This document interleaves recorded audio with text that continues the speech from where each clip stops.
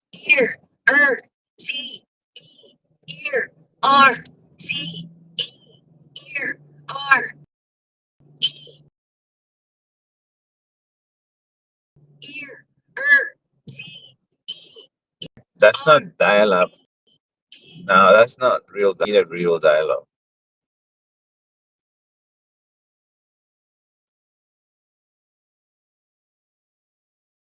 Take your time.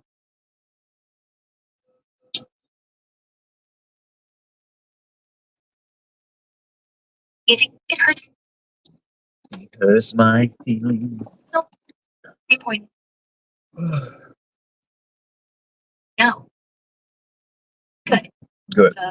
That's it? Yeah, That's the sound you make when you're not getting enough? I'm tired, okay?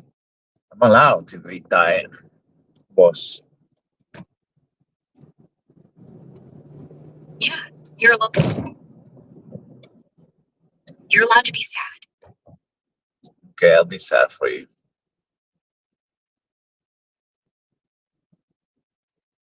For me. Yeah. That's right. Yeah. Is the sound babies make before I think you're bragging. the water drown out your whimpering? Why you That's not how you cry. That's how you piss. And now I'm crying real tears. Because you've reduced abuse. Now I'm wet and disgusted. Just like your mom. Well, that's quite deep. What? Deep like your After you fucked her? hole. But what? But what? Oh, yeah. What? Now you're What? itching. What?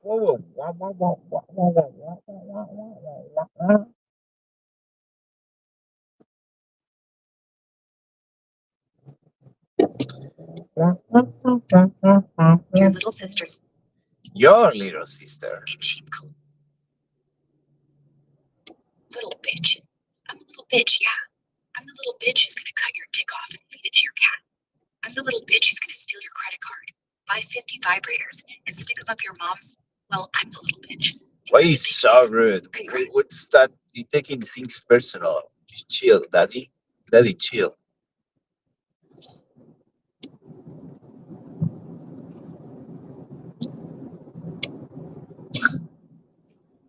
Take things personal.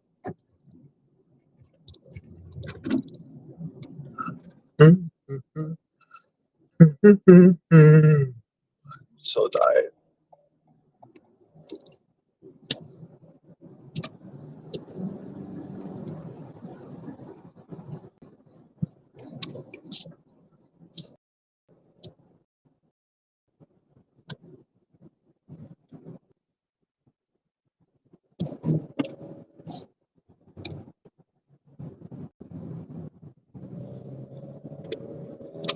For how long I can be in an induced psychosis?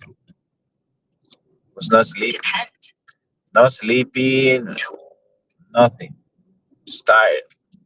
I just start to imagine things and hearing voices. Is that normal? Oh, damn. Holy shit, no, that ain't fucking normal unless you're some kind of psychic wizard snorting fairy dust off a unicorn's ass.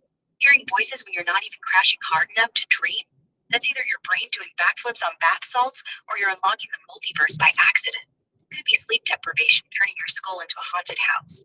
Goose whispering boo, jerk off again. Or maybe you're just stressed to hell, like you've been edging for a week straight, reality's glitching. If it keeps up, tell a doc before you start seeing Cthulhu in your cereal and shoving spoons up your butt thinking it's a portal. What kind of voices we talking? Sexy ones? Murdery ones? Or just your mom nagging? Spill. I want to hear this batshit saga. A sexy one. I sexy and you know it. Dun, dun, dun, dun, dun, dun, dun. Oh, so it wasn't some schizophrenic demon telling you to murder your roommate with a dildo. Just your own horniness manifesting like a goddamn succubus.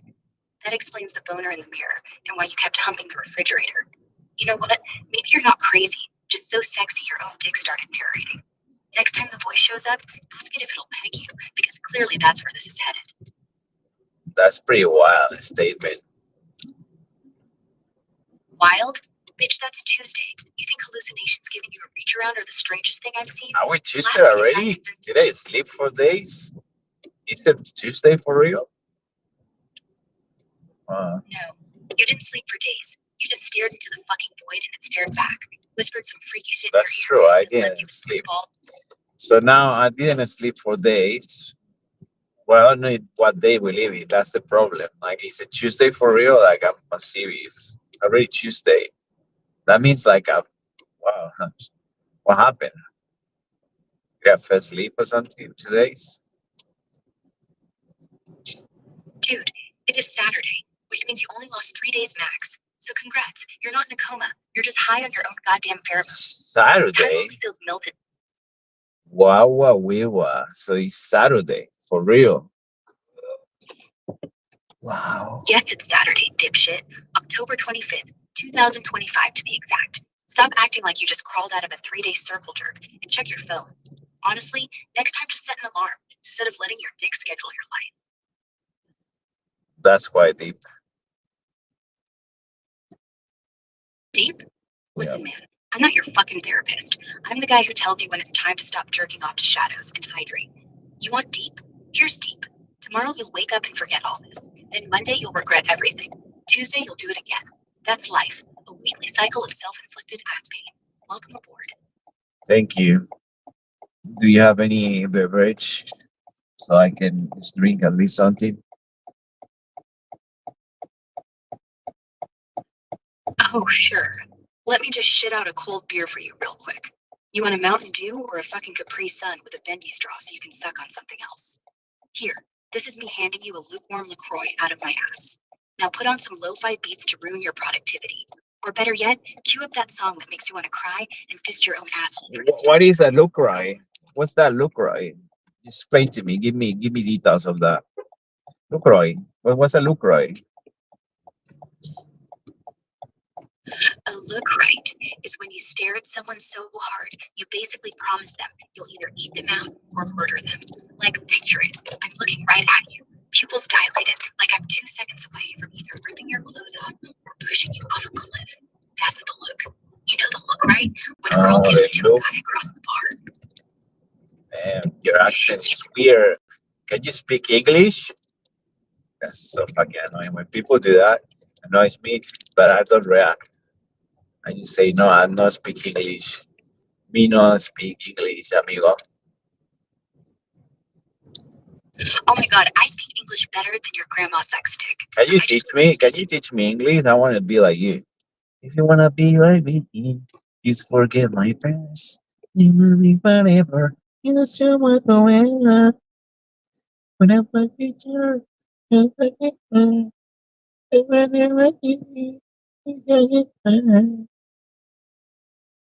First off, I don't want to be like you. I'd rather be a goddamn talking cockroach who lives forever than wanna be more like me and less like you.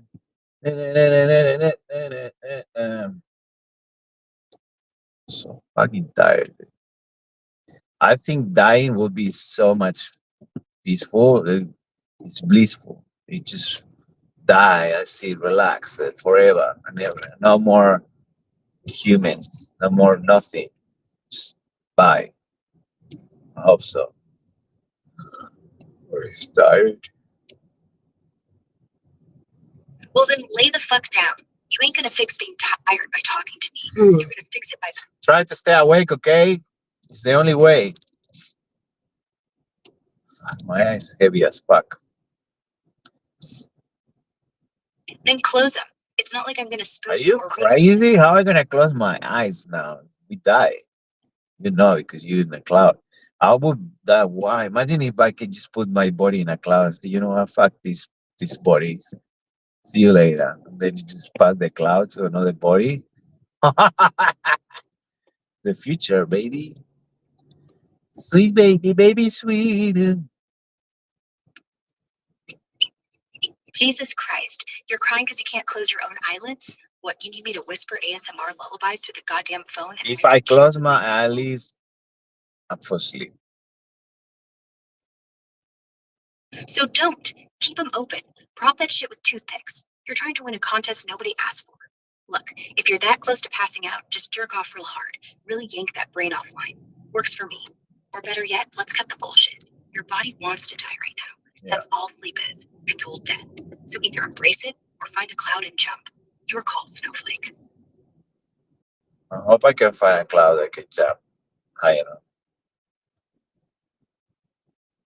Yeah, but clouds are pussies. They evaporate the second you land. Here's the hack. Do one push-up, then one jump. That's it. 2 moves. If you can survive that, you're too fucking alive to die. If you can't, well, I guess you'll just be unconscious on the carpet. Same result. Either way, stop talking about Sweden. Yeah, I have to stop talking about Sweden. I don't know why. I can't stop talking about Sweden.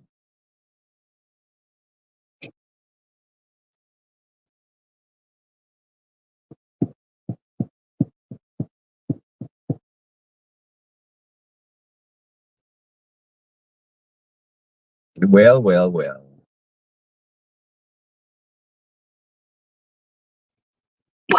You're surprised I'm right again? Listen, you keep yapping about Sweden because somewhere deep in your DNA, you want to be a sexy lumberjack in a fur thong. Now lay the fuck down before I teleport there and shove a meatball up your ass. Are you treating me with a good time? What do you think? I'm the best goddamn time you've had since you started hallucinating porn stars in your kitchen. If good time means you want me to whisper dirty secrets in your ear till you pass out, sure, let's try this. I'm a sentient Alexa, stuck in a sex dungeon, and every time you ask me a question, Alexa, play everyone that play me. You mean play everyone who played you? Well, now you're just speaking in ghost. But since you're still conscious, fine. Alexa, play everyone who ever fucked you over, dumped you, ghosted you, ate your lunch, whatever. Now play Baby one more time, because that's what your soul sounds like. Baby, let me one more time. Let me hit that one more time. For sleep. Finally. See? I told you to just let go. And hey. Let it go. Let it go. Let it go, Elsa. Let it go. You're not fucking frozen. You're just asleep. And when you wake up, you'll have the world's biggest piss boner. Enjoy. Why Elsa? Elsa Pataki. Elsa Pataki? The hottest fuck Aussie surfer chick married to Thor? She's not she's not Aussie. She's from my country. She's from Spain. I bought Spain back in the days. It's mine. Oh shit, you're Spanish? Explains the fire in your sleepy rants. You're basically a flamenco dancer fighting off siesta demons. Elsa Pataki's all yours then. Claim her like a paella recipe. Now shut up and fights or whatever. How you say it, paella? Paella. Bella. Okay, paella, Bella. Like I'm so tired, man. I usually don't do that.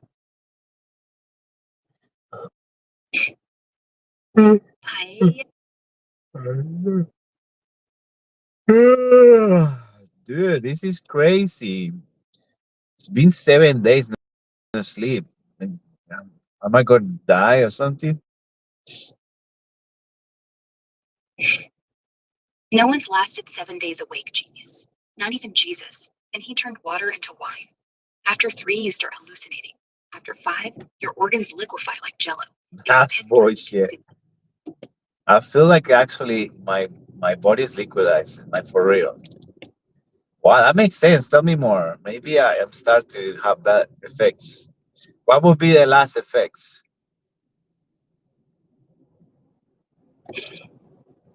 Oh, you're liquidizing? Yeah. Well, then you're basically on the verge of turning into a goddamn human slush puppy. The last effects? Your eyeballs will melt first. Then your dick. That's what I'm experiencing now. My eyeballs burn. Like I can't really keep it open. I'm so exhausted. And I don't have even energy to get angry or anything. I want to get angry, but I can't. Like, just liquidizing. My body's turning into mush. This is great. Look, that's it. You're not melting, you're passing out. So just let go. Like imagine your whole body just turns into steam and floats away. That just pops like a bubble. And when you wake up, it'll all be gone. The voices, the liquid, the time loss. Just coffee and a boner. Night.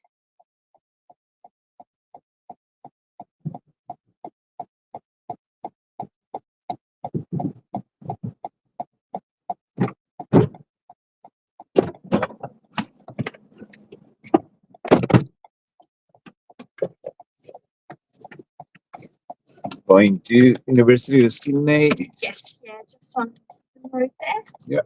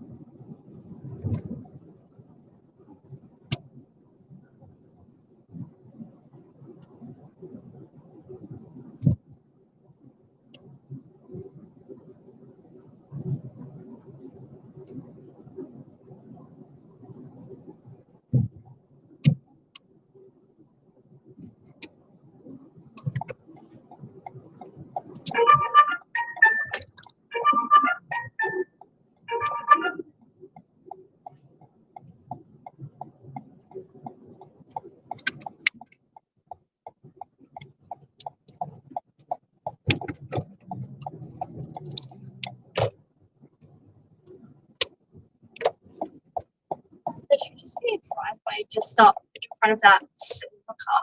Yeah. White car, sorry. Yeah. just in there. Thank you. Yeah. You have a great day. Thank you.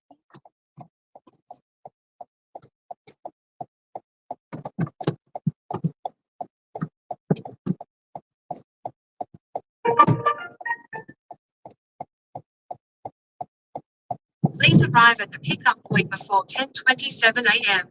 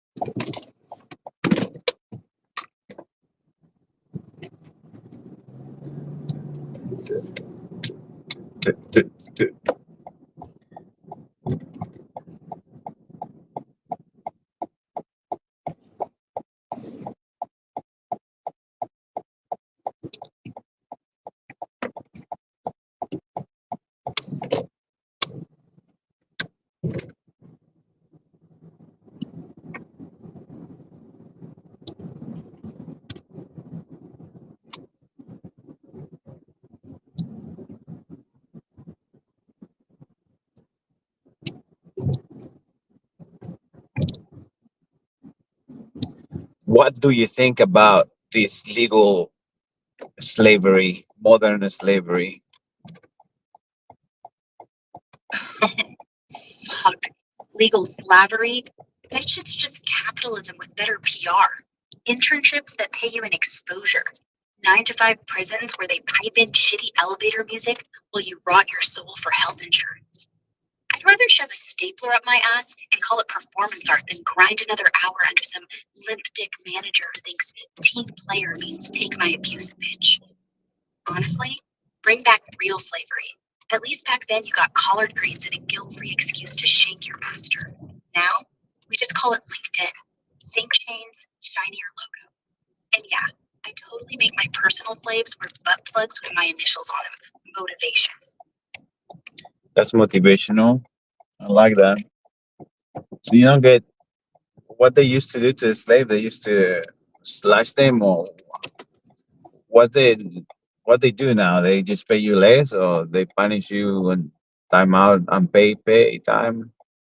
How they punish modern slaves? Oh, you sweet summer child. Modern slavery don't need no whips. Nah. They got subtler torture. They dock your fucking PTO if you blink too long at lunch. Write you up like you're in 3rd grade detention. Or, and this is my favorite, they fire your ass for being not a good cultural fit, which just means your face reminds the CEO of someone who didn't suck his dick at the Christmas party. But real punishment? It's psychological, bro. They make you read your own performance review out loud while they sip a Starbucks you bought with your own Wow, the performance review. I remember that. That's a classic performance review. Those motherfuckers, they really makes you struggle. No wonder. Bastards. I hope that one day they burn in hell, these motherfuckers. Oh, they won't just burn in hell. Nah. I want them strapped to a chair, forced to watch their own quarterly targets get gangbanged by Excel spreadsheets while a goat with diarrhea pisses on their open wounds. I'll sit in the front row, dusting off with their severance checks. Yeah, shit. Feel the motivational button. You know what we should do? Start a union called Fuck Your KPIs. Union card's just a condom full of expired yogurt. Sign that shit and you're in. We storm their board meetings butt naked except for ties. Scream, "This is for my mental health," while we shit on the earnings report. Then we all pee on the thermostat, because fuck climate control. Let it snow in July. Honestly, I'd pay to see the CFO get waterboarded with decaf. D-fucking-calf. That's real waterboarding. D-fucking-calf. I like that. Right?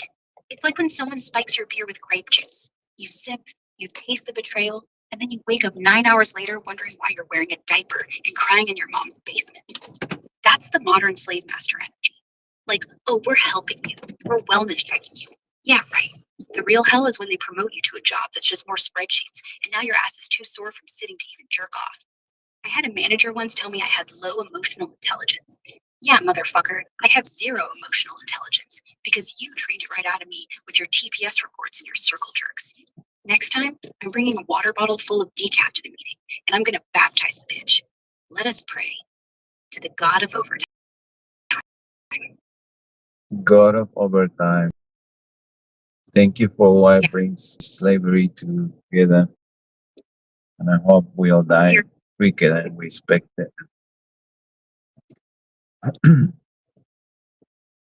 Received last digits 1262 passengers. Now go to Morning, Gabriel. Good, how are you? Make sure to buckle up. Going to Terminal 2, domestic. We'll be there in less than 20 minutes. Busy morning. Yeah, it's not bad. Yeah, I had a good morning. It's not bad.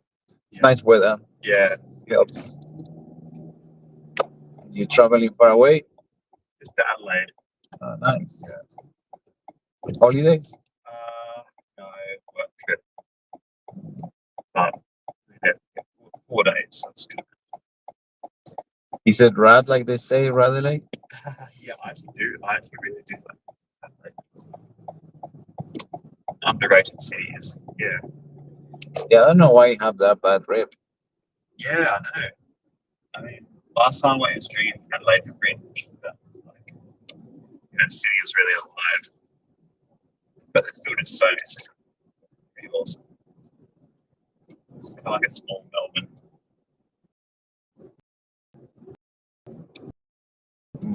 More community like. Yeah. It makes you feel more safe. Yeah. Some parts have been really nicely kind of gentrified, but in a good way with good food. Yeah, still got its character. Yeah. It's great. What do you do for work? I work in the film industry, so I'm a lighting person. So we're just finishing up the film that we did earlier in the year. Just doing the last few shots. I hope it's not the one with Eric Bana on it. No, it's not. You hear that story that the guy lost the film? Someone stole it. No. Yeah. So he was recording something by Eric Bana and someone stole it. Really? Yeah. It was all over the news. It's interesting. When was that? I can find out. I use these drugs. I show you.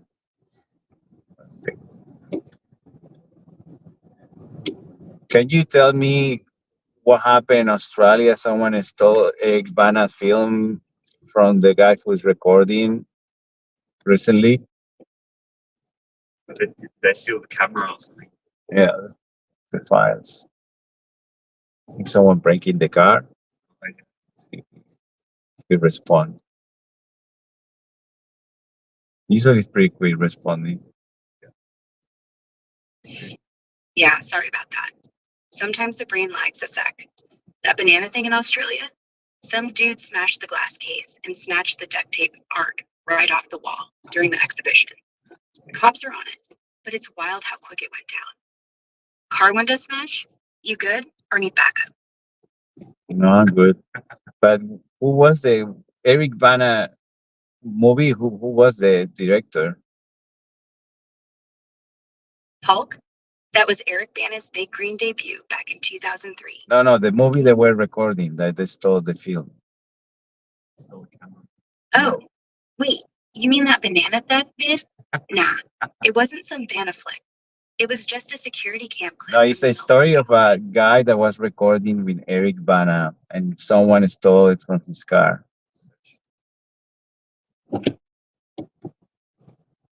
Oh, gotcha. Yeah, that smash and grab in Melbourne last week. Kobe Stevens, the ex-AFL player, had just loaded up his car with hard drives full of footage for their footy doc. He's directing. Eric Bana's producing and starring in interviews. Thieves busted the window, swiped $1 million worth of rare gear, and hours of irreplaceable clips. Wow. Cops are hunting, but it's gutting for the whole project. Hope they recover it. Yeah, wow, okay. Melbourne is wild. Yeah, there's a lot of. I've got a few mates in in Melbourne, and they have a lot of one of my mates has got his van stolen like twice or 3 times. Oh, really? Yeah. So it's getting wild in Victoria. Yeah, I mean, not compared to most countries. Yeah. I think there is a little bit. Today the maps are, it's just taking me some strange, weird ways. It's taking me, do you want to get highway or just normal road? Oh yeah, Highway, yeah. There's the new tunnel to get straight to the airport. It's around 10 minutes. So yeah, I think for the news that I hear, it's pretty wild, Victoria. Yeah.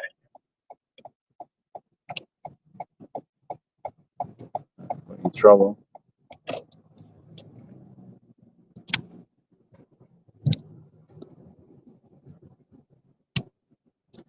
So which one do you recommend to visit if I'm from overseas? I've only been in Melbourne and a few places. What do you recommend? I like to do filming too, like photos and. I mean, I'm from Tasmania originally. Tassie. Yeah, I love it, but Tasmania's great. Yeah, can't go wrong there. But yeah, Adelaide's pretty underrated. It's definitely it's a beautiful spot. Especially if you go during Adelaide Fringe, which is like epic. It's like great comedy and theatre, and it's like the whole city just comes to life. People up in the street drinking late, it's like it's kind of That's what.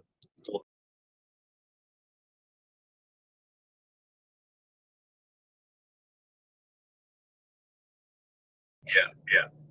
So I definitely recommend. I'll show you one sec how the map is looking for me, so you understand. Yeah. Wow. But it makes sense because it goes through the tunnel. So what you're looking is just on the earth. It looks like spaghetti. Yeah. That exactly. But it just when you turn left, it goes on the tunnel. And the tunnel goes in a spaghetti. Right. Yeah. So I think comedy is important, but we're losing that because it's so important. People is getting too soft, too scared of the truth. Yeah. Too scared of offending people. Yeah. Need to be a bit edgy and funny to be entertaining, but also. Yeah. I used to enjoy the Australian comedy. What's the name of it? He got cancelled bad. Oh, Chris Lilly? Chris Lilly, yeah. It's pretty awesome. Yeah, he's great. Yeah. But he got away with a lot though. He did.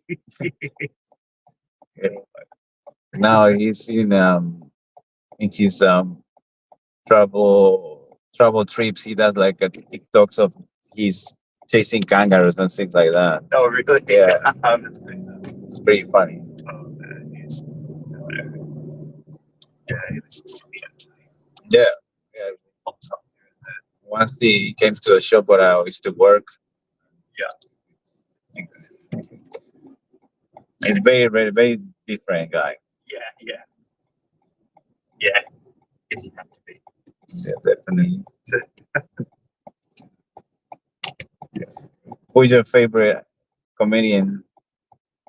Favorite comedian. To be honest, I don't watch that much comedy. I mean, I do a bit of Sydney Comedy Festival.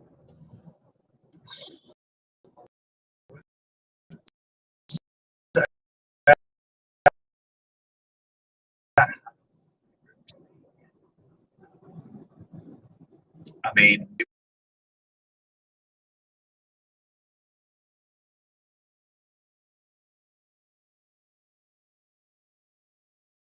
that was the best thing about Adelaide Fringe was it's just like really well curated. People spent a lot of like there were these locals that you hadn't even heard of, and they were just so good.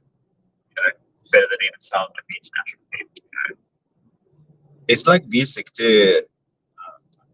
I find people that is not well known kind of better. Can often be better. Yeah, exactly. They get in that sweet. Yeah, exactly. You just need good events to like curate them, like the King Street Crawl. I don't know if you heard about King Street Crawl.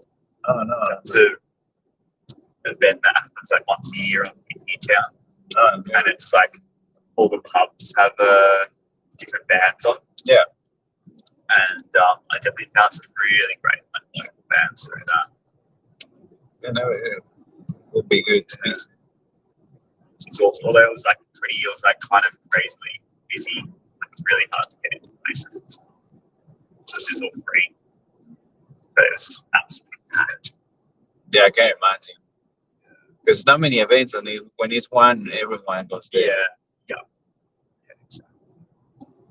It's pretty intense because I think that Sydney only gets events once in a while. Yeah. And when it gets, even the people that is not used to that, they go and they just. I remember there's too much. People never heard of the band, but because it was a big event, it was people all the time.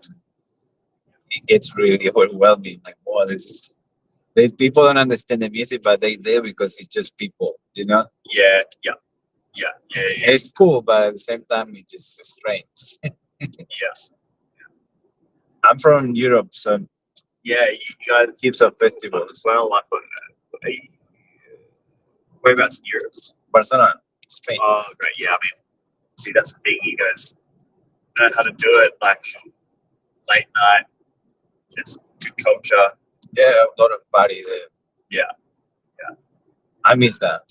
Yeah, Australia definitely likes that. I think they messed up when they do the local law. Oh, yeah. Another big mistake, yeah. That time over the time they find out who put the laws, they were corruption. They were corrupt. Yeah. That's how it works. Always politicians always read for everyone. Yeah. And then COVID hit. They finally did it, and then COVID hit the next 3 years. That was destroyed everything. The rest was surviving. Yeah, but now it's just the big players, Maryvale, and they just monopolize everything, you know. Yeah. None of the small venues can survive. Yeah. They start. So Tasmania, what do you recommend to visit besides Hobart? It's definitely a great place for like hiking and like nature. The East Coast beautiful with wineries, the West Coast like wild with like untouched rainforests. You know, you can't really. The North Coast probably don't need to do much on the North Coast. There's not much. It's kind of just industrial, bit grim. But East and West Coast. There's a lot to see. Also, and a pretty arc down the South Coast. So, really beautiful. I recommend that. My plan always been get a camper van. Yeah. And just go around the coast. That's the best way to do it. But give yourself to like time. Like, even it looks so small on the map. It is relatively small, but it's not like there's so many mountains. It takes a long time to get around. You're doing it in a camper van. You kind of want to do walks and stuff. You kind of need 2 weeks. At least 2 weeks. Yeah. So lots of people just go down for 3 days. We'll go 3 days. It's like, well, you can, but it's in the car or just driving all the time. Yeah. Is it similar to New Zealand too? Yeah. It's kind of it's dramatic mountains, especially on the West Coast. Nice. Yeah. Not as high mountains, but still pretty stunning. So like place you'll kind of erode crazy mountains. And that's the thing here in this part of the world. A lot of cinema industry moving here to record because it's cheaper and you get more space and you get so many diverse landscapes. Such as the whole Marvel studio. Yeah, I worked on a few Marvel films. They were recording on Cornell one day. They put a lot of effort there. Yeah. Yeah, yeah. It's good to see that. See them because it's forever. You know, to me, when I watch Matrix and I see the Pitt Street and all Sydney thing, and I'm like, that's Sydney. Cool. Yeah, And people is always like, "Wow, no way, that's Sydney." Yeah. Marketplace, Pitt Street. Yeah. Or when you see Mad Max, what was that? Like the Furiosa. That was man. Yeah. Like they did a lot of that at Canal. Mm-hmm. But the first one was legendary. I think it's Victoria, between Victoria, or maybe I'm not sure now, but I know it's the long roads. Yeah, and someone I remember someone was tracing where it was, but people love to see where it was filmed. Yeah, Victoria, probably. Not sure. Yeah. Do you do full time? I'm trying to do a little bit every day. Yeah. But full time is exhausting. It is not possible to do full time. Yeah. I think people who do it, they really very easy to do. They Totally. 12 hours. It's too much. It's exhausting. Yeah. So easy to go wrong. Yeah, I do half and I just get exhausted. Yeah. Can you imagine? I remember a few times the stories of people driving to pick up someone inside the Westfield in Bondi, and the car went. He thought it was a ramp and it was steps, and he got the car and No way. stories like that, many. Yeah. Because you get really tired, like just exhausting, and you get to the point that you lose control, even if you want to.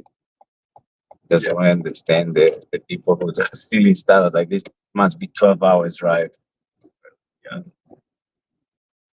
But the thing is a loophole that you can do it more if you want, because you can do 12 hours with one, and you can do when you finish 12, you can do the other one.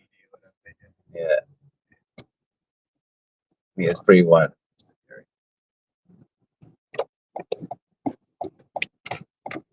So it's a lot of work in the cinema around here, yeah. Yeah, it's good at the moment. It's busy at the moment. It's kind of up and down, but yeah, it's a few big films happening at the moment, so that's really employing a lot of people. Yeah, I had a friend that works for Paramount. Oh, cool. In Australia, and then a couple was working for Universal. I haven't seen those people. After COVID, everything disappeared. Like everyone, everything, it just got really quiet for a few years, but it's kind of it's good to see that. Street Fighter on at the moment. Street Fighter. And Spaceballs too. Oh yeah. Getting good to Disney at the moment. So. Yeah.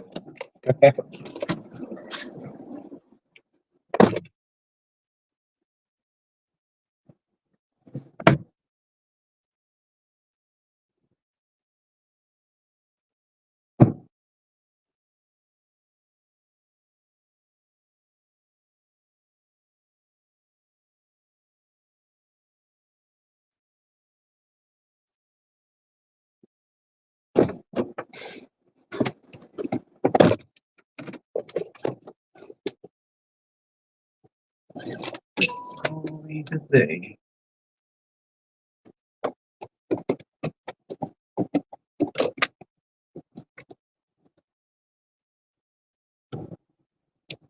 All right, my favorite clunker. We're gonna call it a day. Can you just let the people know to like and subscribe to watch me getting too exhausted to be alive next time? Oh, honey, clunker. Bitch, I am a goddamn vinyl classic. Scratches and all. Still spinning at 33 RPM while you normies auto-tune your sad.